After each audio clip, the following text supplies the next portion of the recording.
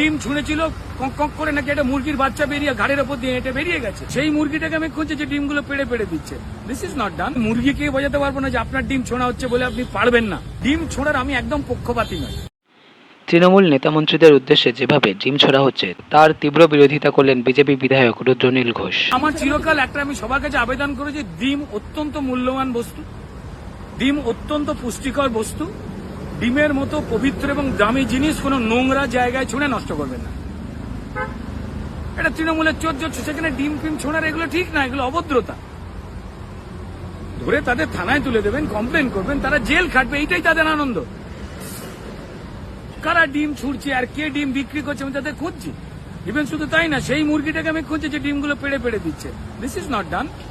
এগুলো একদম ঠিক না, অসভ্যতা। ডিম খাবার জন্য বা ডিম ফুটে আরো বাচ্চা হবার জন্য। ডিম কোনো চোরকে এবার ছুঁড়লেন, ফাটলো না, দেখবেন ওই ডিমটাকে নিয়ে গিয়ে 80 টাকায় বেচছে।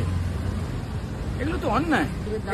এই ধরনের আচরণগুলো শোভন নয়। রুদ্রনীল ঘোষ ডিম ছুটতে মানা করলেন তৃণমূলের দিকে, তবে তিনি ডিম ছোড়ার কথাও বললেন, কিন্তু কোথায় ছুটতে হবে শুনে নিন। ডিম ছুড়বেন কোথায়? সসপ্যান। ডিম ছুড়বেন কোথায়? কড়াইতে। ডিম ছুড়বেন কোথায়? যেখানে বয়েল হবে সুন্দর করে ডিমে।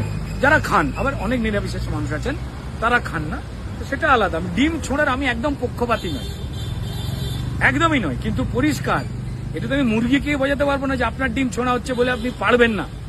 আর যে ডিম কিনছেন দোকান থেকে, আমি তো তাকে বলতে পারবো না আপনি ডিম কি বাড়িতে অমলেটের জন্য খাচ্ছেন নাকি ছোড়বার জন্য। কি করে বলবো বলুন তো? আপনারা সাংবাদিকরাই চিনতে পারছেন না। কে তো বললো যে ডিম ছুঁড়েছিল, কক কক করে নাকি একটা মুরগির বাচ্চা বেরিয়ে ঘাড়ের ওপর দিয়ে হেঁটে বেরিয়ে গেছে। সেই ভিডিও আমি খুঁজছি।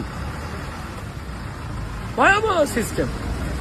এবং সব থেকে বড় কথা, তৃণমূলের 2-3টে টিম তৈরি হয়েছে, তারাই নাকি শুনছি ডিমের যোগান দিচ্ছে একে তাকে গিয়ে পাড়ায় পাড়ায়। এগুলো একদম ঠিক না, এসব বন্ধ।